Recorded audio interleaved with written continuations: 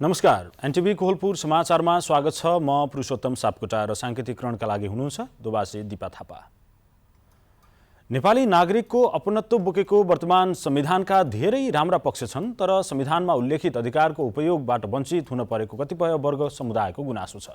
आजको समाचारमा संविधान दिवसको उल्लास र नागरिकको अपेक्षाको विषय छ। त्यसबाहेक डेङ्गी संक्रमणका कारण देशभर 16,500 नागरिक बिरामी र मृत्युको संख्या बढ्दै गरेको प्रसङ्ग अनि प्राप्त अवसर सदुपयोग गर्न नसक्दा महिला साफ च्याम्पियनसिपमा नेपालको हारको विषय पनि। तर सुरुमा प्रमुख समाचार।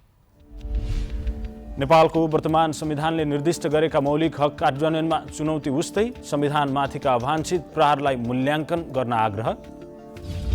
पोल गाडेर तार तानिएको दशकौं बिते पनि पाल्पाको निस्तीमा बत्ती बलेन। रैनादेवी छहराको भुवन पोखरीमा 19 दिनदेखि विद्युत अवरुद्ध।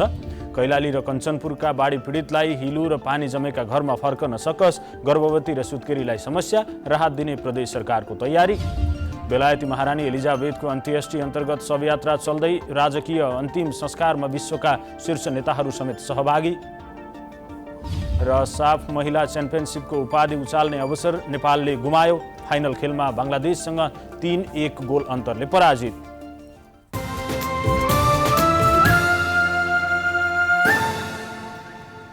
समाचार अब विस्तारमा। नेपालको संविधान 2072 जारी भएको आज 7 वर्ष पूरा भएको छ। विक्रम सम्वत 2072 असोज 3 गते संविधान जारी भएको दिनको स्मरणमा हरेक वर्ष आजका दिन संविधान दिवस मनाइँदै आइएको छ। नेपाली जनताले आफ्ना प्रतिनिधिद्वारा संविधान सभा मार्फत निर्माण गरेको संविधानको स्मरणमा आज देशभर विभिन्न कार्यक्रमसहित 8औं संविधान दिवस मनाइएको हो। जनताको आर्थिक, सामाजिक तथा सांस्कृतिक अधिकार सहित समाजवाद स्थापना गर्ने लक्ष्य लिएको यो संविधान हाल कार्यान्वयनमा छ। संविधानमा नागरिकका लागि 31वटा मौलिक हकको व्यवस्था छ। तिनको कार्यान्वयन 3 वर्षभित्र कानुन बनाएर गरिने उल्लेख छ। निश्चित समय सीमाभित्र कानुन बनाइसक्नुपर्ने बाध्यकारी संवैधानिक व्यवस्थाका कारण मौलिक हक सम्बन्धी 17वटा ऐन बनेकै 4 वर्ष पुगिसक्यो। संविधान दिवसका अवसरमा काठमाडौँको टुँडीखेलमा विशेष समारोह भयो। यसैबीच 8औं संविधान दिवस लुम्बिनी प्रदेशको अस्थायी राजधानी बुटवलमा पनि विविध कार्यक्रम गरी मनाइएको छ। लुम्बिनी प्रदेशका मुख्यमन्त्री कुलप्रसाद केसीले संविधानमाथि हुने गरेका प्रहारलाई जनताले मूल्याङ्कन गर्नुपर्ने बताउनु भएको छ। लुम्बिनी प्रदेश सरकारले आयोजना गरेको संविधान दिवस मूल समारोहलाई सम्बोधन गर्दै मुख्यमन्त्री केसीले संविधानमाथि प्रहारलाई शिक्षाका रूपमा लिँदै आगामी दिनमा सच्याएर जानुपर्ने बताउनु भयो। संविधानमा कार्यान्वयनमा देखिएका समस्या समाधान गर्न सबै एक हुनुपर्ने मुख्यमन्त्री केसीको भनाइ थियो। मुख्यमन्त्री केसीले लुम्बिनी प्रदेशले नमुना काम गरेको दावी गर्दै प्रदेश सरकारले जनताको भावना बुझेर काम गरिरहेको बताउनु भएको छ। सुदूरपश्चिम प्रदेश सरकारले एक औपचारिक समारोहका बीच संविधान दिवस भव्य रूपमा मनाएको छ। दिवस मात्रै मनाउने भन्दा पनि शहीदको सपना साकार गर्न संविधानको पूर्ण पालना र कार्यान्वयन आवश्यक रहेकोमा जोड दिइएको छ। पश्चिम प्रदेश सरकारले एक औपचारिक समारोहका बीच संविधान दिवस मनाएको छ। औपचारिक समारोह पूर्व धनगढीको ट्राफिक चौराबाट विभिन्न झाँकीसहितको र्याली कबड हलमा पुगेर समारोहमा परिणत भएको थियो। सभाको अध्यक्षता ग्रहण गर्दै सुदूरपश्चिम प्रदेशका मुख्यमन्त्री त्रिलोचन भट्टले संविधान कार्यान्वयनको सवाल महत्त्वपूर्ण भएको बताउनु भएको छ। संविधान निर्माणका लागि सयौं शहीदहरूले रगत बगाएको र धेरै घाइते अपाङ्ग भएको भन्दै शहीदको सपना साकार गर्न संविधानको पूर्ण पालना र कार्यान्वयन आवश्यक रहेको बताउनु भएको छ। नेपालको संविधान उत्कृष्ट रहेको भन्दै संघीयता, गणतन्त्र, धर्मनिरपेक्षता, समानुपातिक सहभागिता जस्ता विभिन्न प्रावधानले देश र समाजको विकासमा महत्त्वपूर्ण भूमिका खेलेको उहाँको भनाइ रहेको छ। आम नेपाली नागरिकहरू जसले यो संविधान ल्याउनसम्मको लागि सङ्घर्षमा सहभागी हुनुभएका सम्पूर्ण नेपाली नागरिकहरूलाई धन्यवाद दिन चाहन्छु। र स्वाभाविक रूपबाट आज हामी एउटा संविधान दिवस मनाइरहेका छौँ र संविधान दिवस मनाइरहँदाखेरि हाम्रो संविधानमा र हाम्रो संविधान निर्माण भइसकेपछि, जारी भइसकेपछि र संविधानमा रहेका कुराहरूलाई कार्यान्वयन गर्ने कुरा सबैभन्दा महत्त्वपूर्ण कुरा हो। नयाँ व्यवस्थाबाट जनताहरूले ठुलो आशा गरेको भन्दै एकपटक फेरि राष्ट्रिय एकता कायम गर्ने र जनभावना अनुरूप काम गर्नुपर्ने बेला आएको उहाँले बताउनु भएको छ। सुदूरपश्चिम प्रदेशका आन्तरिक मामिला तथा कानुन मन्त्री डाक्टर रणबहादुर रावलले जनताका प्रतिनिधिहरूले पहिलोपटक निर्माण गरेको अहिलेको संविधान सबैभन्दा राम्रो भएको भन्दै यसले राष्ट्रिय स्वाधीनता, समानता र एकताको रक्षा गरेको बताउनु भएको छ। सङ्घीय गणतान्त्रिक शासन व्यवस्थाको माध्यमद्वारा दिगो शान्ति स्थापना गर्ने कुरा, सुशासनको व्यवस्थापन गर्ने कुरा, विकास र समृद्धिको आकाङ्क्षा पुरा गर्न यो संविधान सभाबाट जारी गरेको संविधानले नेपालको स्वतन्त्रताको कुरामा, नेपालको सार्वभौमसत्ता सम्पन्नताको कुरामा, भौगोलिक अखण्डताको कुराहरूमा राष्ट्रिय एकता, स्वाधीनता र स्वाभिमानलाई अक्षुण्ण राख्दै जनताको अधिकारहरू। कार्यक्रममा विभिन्न भाषा, संस्कृति र कला झल्किने सांस्कृतिक कार्यक्रमहरूको प्रस्तुति रहेको थियो। रामसिंह टगुना, नेपाल टेलिभिजन, सुदूरपश्चिम प्रदेश, धनगढी। नेपालको संविधान जारी भएको 7 वर्ष पूरा भएको छ। संविधानले निर्दिष्ट गरेका मौलिक हकको कार्यान्वयनमा राज्यका विभिन्न निकायहरूले प्रयास गरिरहेका छन्। मौलिक हकको प्रत्याभूति वा कार्यान्वयन गर्ने अभ्यासबारे तपाईँको अनुभूति के छ भनेर आज हामीले सल्यानका केही नागरिकलाई सोधेका छौँ। हेरौँ आजको आवाजमा।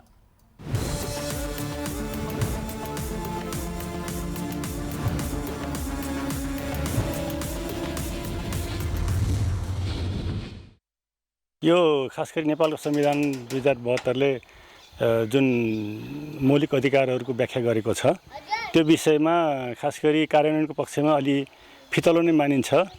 जुन विभिन्न खालका यिनी अहिले स्थानीय सरकार, प्रदेश सरकार, सङ्घीय सरकारहरू छन्, सबैले आफ्नो पक्षबाट गर्नुपर्ने जुन कामहरू हो, यसलाई कार्यान्वयन गर्नुपर्ने जुन कुराहरू हो, त्यसमा राम्रोसँग भूमिका निभाउन नसकेको एउटा देखिन्छ भने एउटा जनचेतनाको कमी पनि पाइन्छ। नेपालको संविधानमा धेरै मौलिक हकहरू उल्लेख गरिए पनि त्यसको चाहिँ कार्यान्वयन अलि नभएको अवस्था नै छ। किनभने अब राज्यबाट नै कतै न कतै कमजोरी भएको छ कि भन्ने खालको महसुस हुन्छ।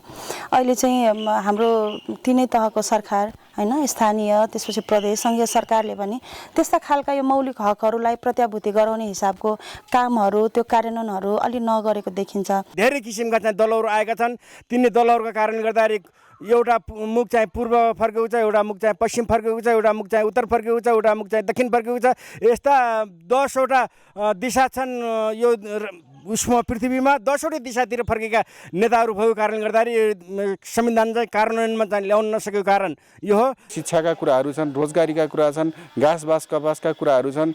त्यस कारणले हामी भन्न सक्छौँ, हेर्न सक्छौँ, देख्न सक्छौँ कि सबै अधिकारहरूलाई पूर्णतया कार्यान्वयनमा ल्याउन सकिरहेको छैन भन्ने बुझाइ छ। स्वास्थ्य, रोजगार, शिक्षाहरूको लागि त मौलिक अधिकारको लागि त भन्यो, जो राजनीतिक संविधानमा त लेखियो, तर भनाइयो, तर व्यवहारमा चाहिँ कुनै पनि कार्यान्वयन भएन। र अहिले आएर जुन व्यवस्था हेर्दाखेरि पनि अहिले कसैले सजिलैसँग रोजगार भयो, शिक्षा भयो, स्वास्थ्य सजिलैसँग पाउँछ। अहिले त्यो अधिकार गर्न पाएको र त्यो व्यवहारमा कार्यान्वयन भएको अहिलेसम्म पाइएको छैन। सभाले संविधान बनाउँदाखेरि मौलिक हकको व्यवस्था गरेको छ, यसलाई कायम गर्नुपर्ने पनि भनेको छ। मलाई के लाग्छ भने त्यस बेलाका संविधान सभा सदस्यहरूले यी मौलिक हकको कुरा लागू गर्दाखेरि नेपालको आर्थिक अवस्थाले भ्याउँछ कि भ्याउँदैन त्यो कुरा ख्याल नगरेर केवल लहरको भरमा सस्तो लोपेको लागि त्यो कानुन, त्यो मौलिक हकहरू बनाइयो। र नेपालको आर्थिक अवस्था हेर्दाखेरि त्यो पूर्ति गर्न सक्ने, लागू गर्न सक्ने नेपालको आर्थिक क्षमता छैन। हिजो संविधान ल्याउनेको नाममा संविधान ल्याइयो र अहिले कार्यान्वयन भएको छैन। कार्यान्वयन गर्दाखेरि राज्यलाई नै सङ्कट परेको छ र कति, कुन, कहाँ, कसरी अधिकार प्रदान गर्ने र अधिकार प्रदान गर्दाखेरि कतिसम्म अधिकार दिन सकिने र कतिसम्म कार्यान्वयन गर्न सकिने भन्ने विषयमा राज्य नै अन्य हुन्छ जस्तो लाग्छ। त्यस कारणले कार्यान्वयन हुन सकेको छैन।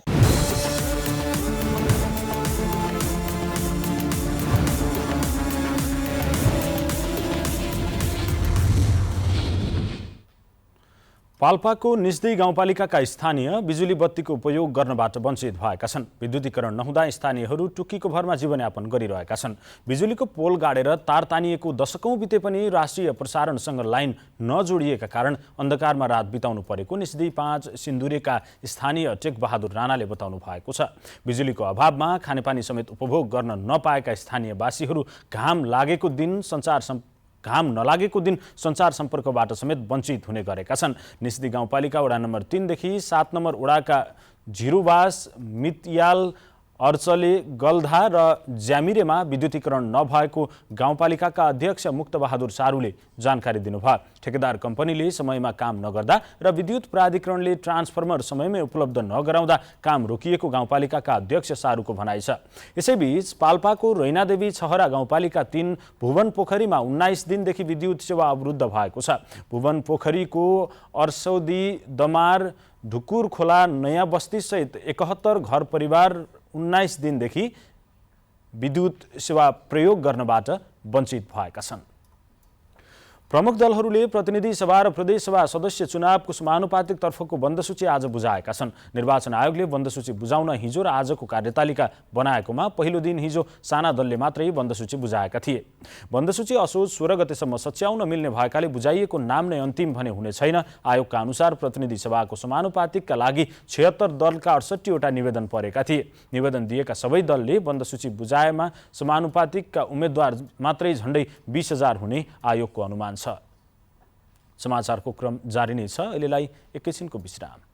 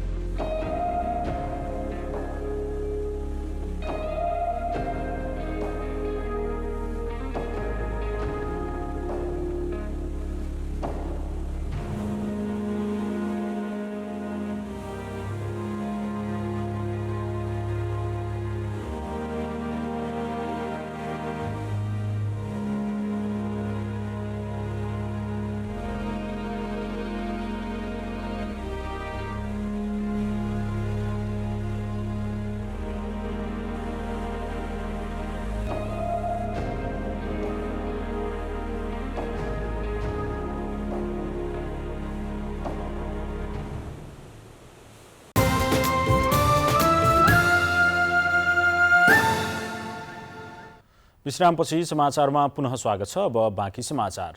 नेपालमा डेङ्गी संक्रमणबाट ज्यान गुमाउनेको संख्या 20 जना पुगेको छ। देशका विभिन्न ठाउँमा गरी डेङ्गी संक्रमणबाट 20 जनाको ज्यान गएको रोग नियन्त्रण महाशाखा अन्तर्गत कीटजन्य रोग नियन्त्रण शाखाका प्रमुख डाक्टर गोकर्ण दाहालले जानकारी दिनुभयो। यस्तै अहिलेसम्म 16,587 जनामा डेङ्गी संक्रमण पुष्टि भइसकेको छ। डेङ्गीबाट जोगिन लामखुट्टेको टोकाइबाट बस्नुपर्ने विज्ञहरूको सुझाव छ। यसैबीच दाङमा निजी क्लिनिक तथा अस्पतालहरूले डेङ्गी परीक्षणको शुल्क मनपरी रूपमा लिइरहेको स्थानीयले गुनासो गरेका छन्। अविरल वर्षापछिको बाढीका कारण सडकमा बास बसिरहेका कैलाली र कञ्चनपुरका पीडितहरूलाई खाद्यान्नको अभाव भएको छ।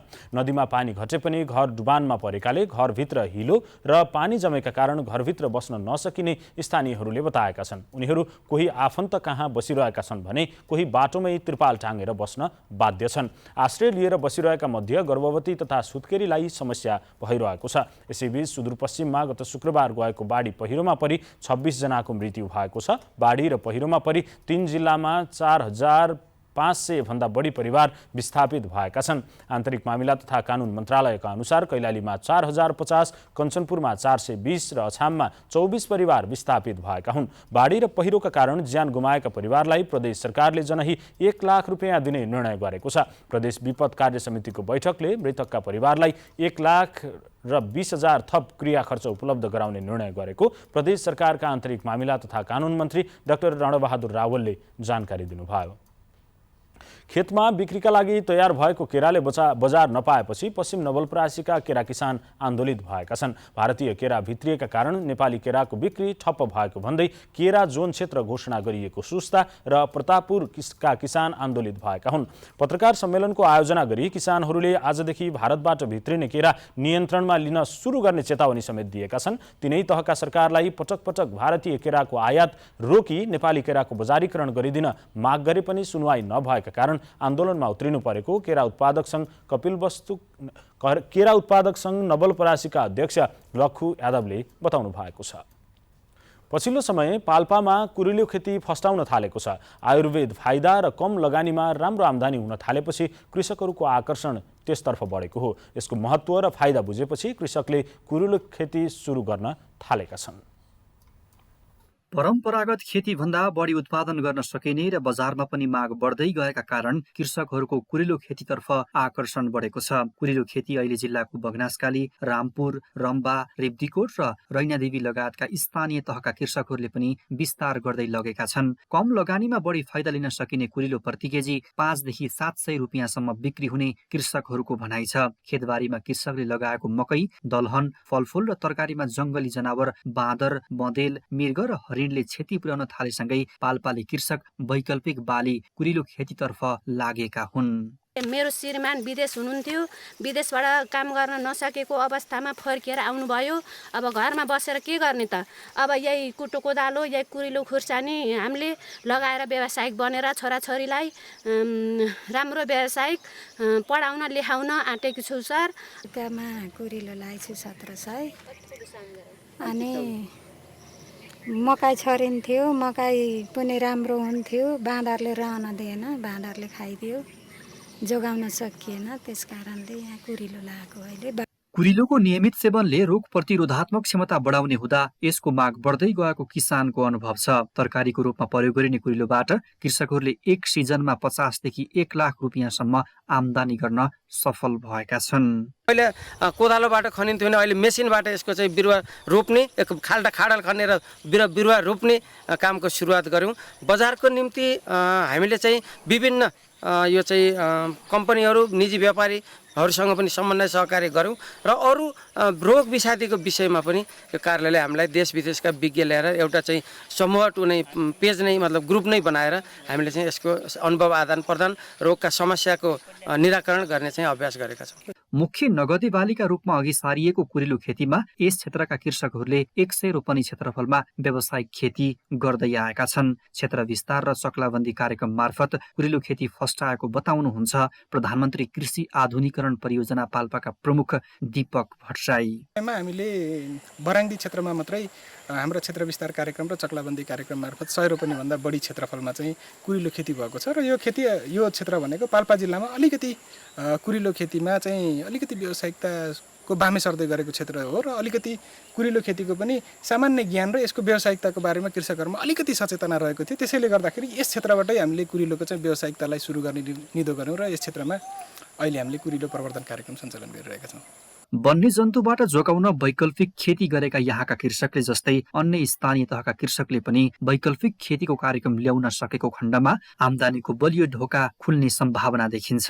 सुनिल कार्की, एनटिभी कोहलपुर, लुम्बिनी प्रदेश, पाल्पा। जुम्लामा नुन अभावले उपभोक्ताले शास्ति भोगिरहेका छन्। सरकारले अनुदानमा उपलब्ध गराउँदै आएको नुन सस्तोमा उपभोग गरिरहेका त्यहाँका उपभोक्ताले 2 सातादेखि नुन पाएका छैनन्। आइतबार बिहानैदेखि साल ट्रेडिङ उपशाखामा नुनको आशामा पुगेका उपभोक्ता रित्तै फर्किन बाध्य भए। केही उपभोक्ता त अघिल्लो साता पनि नुन नपाएरै फर्केका थिए। आइतबार आइकिन ढुकिन पालो आए बेला कप्पली गरिन एक जुना यहाँ त एक कट्टी दियो र झगडा पारेर बन्द आएर नआएको यहाँ अस्ति आइतबार आया पनि ढुका लाउन बन्दैन हस्कुमा जान टाढा मान्छे अहिले कति भयो 6 बिहान 6 बजे नि पुग्यौँ हामी। अहिले कति घन्टा भयो नि बसेछु अहिले अस्ति आयौँ त्यही आयौँ आज आयौँ बिहान खानु खाएन पानी पिएन नि अफिसै पुरा छु हुन्थ्यो के कोही आउने नि 600 गाडी गरेर आयो नुन पाइएन अरू केही छिटै त गयौँ। अब किन नुन दिनु नदिएको रहेछ? खुलो छैन पाइँदैन भने बियर आउनु भन्नु अब हामी भित्र किनिया छौँ न कोही छैन।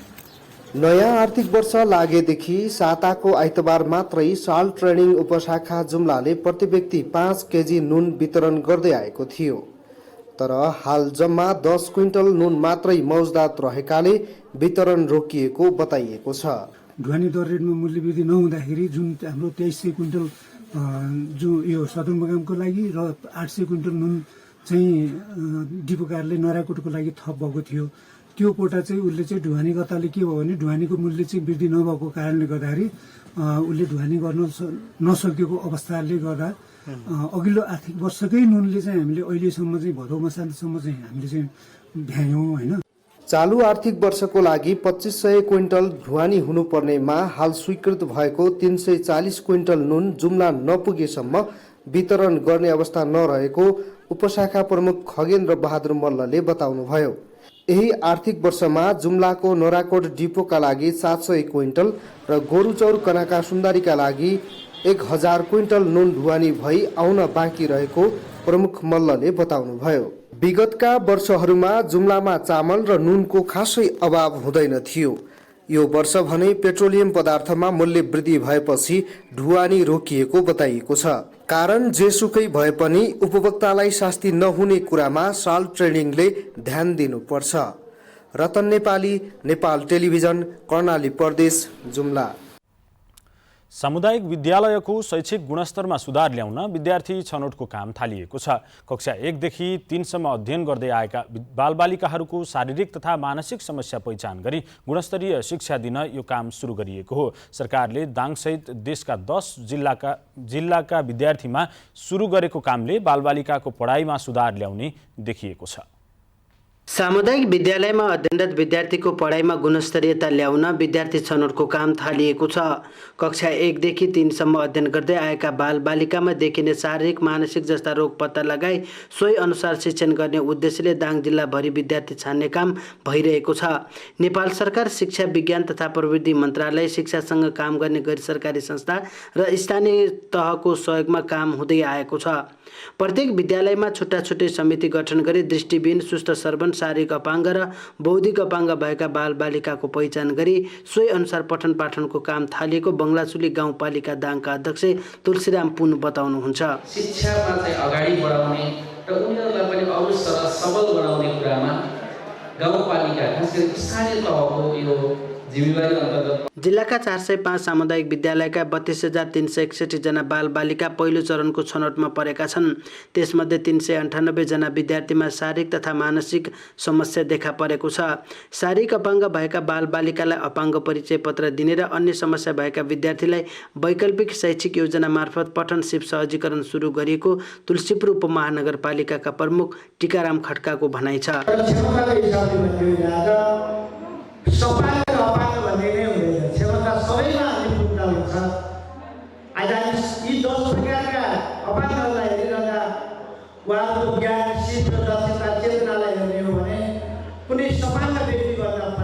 सरकारले दाङ, बाँके, कैलाली, सुर्खेत, मुस्ताङ, कास्की, धनकुटा, पर्सा, दरेलधुरा र भक्तपुर जिल्लाका 3,442 विद्यालयमा यो कार्यक्रम थालेको छ, जसका कारण समुदायमा आधारित आधारभूत सहयोग क्रियाकलाप सञ्चालन गरी बालबालिकाको पढाइमा देखिने समस्या समाधान गर्न सहयोग पुगेको देखिन्छ। जनक नेपाली, नेपाल टेलिभिजन, लुम्बिनी प्रदेश, दाङ। समाचारको क्रम जारी नै छ, एकैछिनको विश्राम।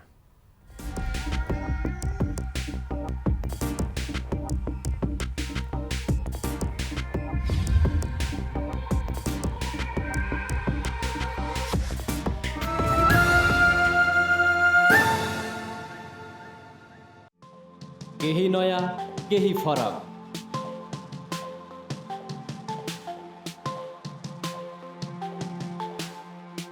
राष्ट्रिय सञ्चारको मेरुदण्ड नेपाल टेलिभिजनको प्रादेशिक च्यानल एनटिभी कोहलपुर। पश्चिम नेपालको लुम्बिनी, कर्णाली र सुदूर पश्चिमको एकमुष्ट आवाज। सत्य समाचार, तटस्थ विचार। कार्यक्रममा मौलिकता, समावेशिता र विकासमा विस्तार। डिजिटल दुनियाँमा तपाईको विचार र भावनालाई संसारसँग जोड्दै एनटिभी कोहलपुर। सूचना, शिक्षा र मनोरञ्जनको यो यात्रा हो समृद्धिको।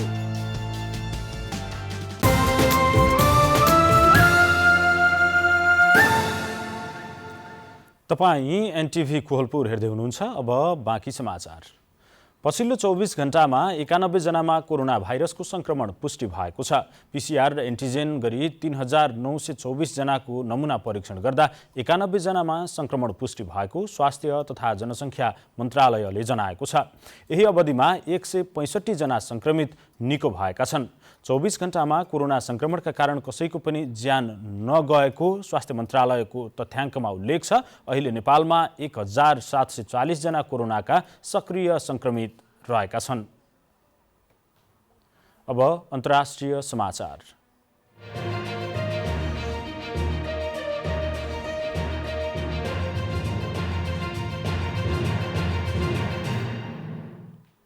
बेलायती महारानी एलिजाबेथ द्वितीयको अन्त्येष्टि अन्तर्गत शवयात्रा भइरहेको छ। वेस्टमिन्स्टर एबीमा अन्तिम संस्कार समारोहपछि महारानीको शव पेटिकालाई लन्डन हाइड पार्क कर्नरमा रहेको वेलिङ्टन आर्चमा लगिँदैछ। बाटोमा सैनिक तथा प्रहरीहरू लामबद्ध भएका छन्। शवयात्रा बिस्तारै लन्डनमा अघि बढ्दा वेस्टमिन्स्टर प्यालेसमा रहेको घडी बिग बेनको घन्टी एक मिनेटको फरकमा बजिरहेको छ। यसअघि वेस्टमिन्स्टर एबीमा उहाँको कफिनमा ब्रिटेनको राष्ट्रिय झण्डा उडाइएको थियो। त्यसको माथि साम्राज्यको स्टेट श्रीपेज राखिएको छ। शाही नौसेना नाविकहरूले बन्दुकको बग्गी तानेर लगेका थिए। अन्त्येष्टिमा सहभागी हुन महारानीका सबै पूर्व प्रधानमन्त्रीहरू, अमेरिकी राष्ट्रपति जो बाइडेन र फ्रान्सेली राष्ट्रपति इमानुएल मैक्रोन लगायत सयौं व्यक्ति उपस्थित भएका छन्। अब आर्थिक समाचार।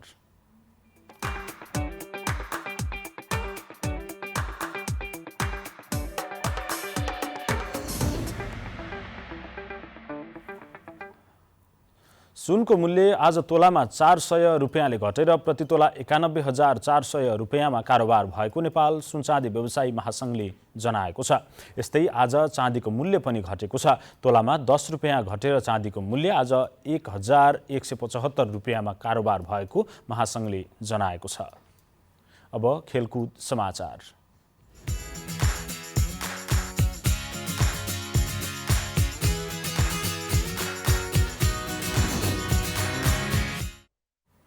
बङ्गलादेशले 6औं संस्करणको महिला साफ च्याम्पियनसिप फुटबलको उपाधि जितेको छ। त्रिपुरेश्वर स्थित दशरथ रङ्गशालामा आज भएको फाइनलमा नेपाललाई 3-1 गोल अन्तरले हराउँदै बङ्गलादेशले च्याम्पियन बनेको हो। बङ्गलादेशलाई जित दिलाउन श्रीमती कृष्ण रानी सरकारले 2 गोल गरिन्। सामा सुनाहरले 1 गोल थपिन्। नेपालकी अनिता बस्नेतले 1 गोल फर्काइन्। यससँगै बङ्गलादेश महिला साफको नयाँ च्याम्पियन बनेको छ। बङ्गलादेशले पहिलो पटक नेपाललाई हराएको हो। नेपाल भने फेरि फाइनलमा चुकेको छ। नेपाल 5औं पटक महिला साफको फाइनलमा पराजित भएको हो। अब मौसम।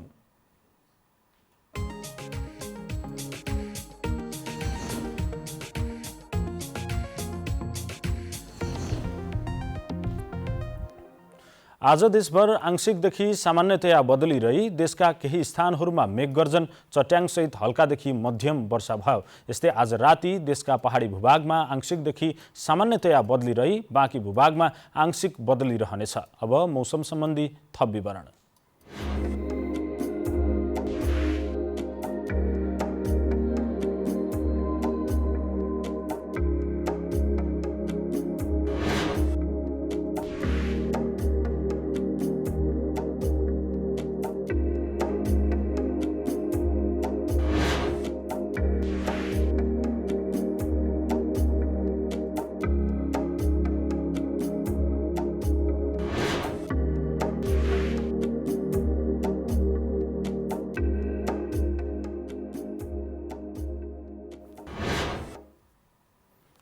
समाचारको अन्त्यमा प्रमुख समाचार पुनः एकपटक।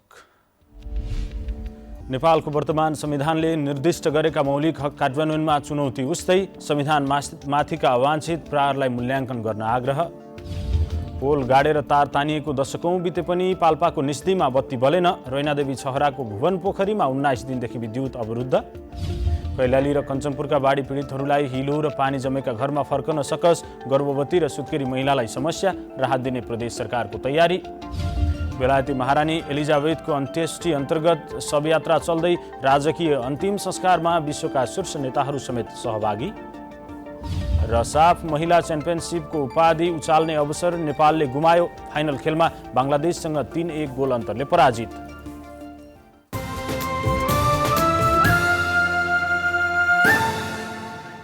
हवस् त अहिलेलाई समाचारको सिलसिला यति नै। बिदा दिनुहोस्। नमस्कार।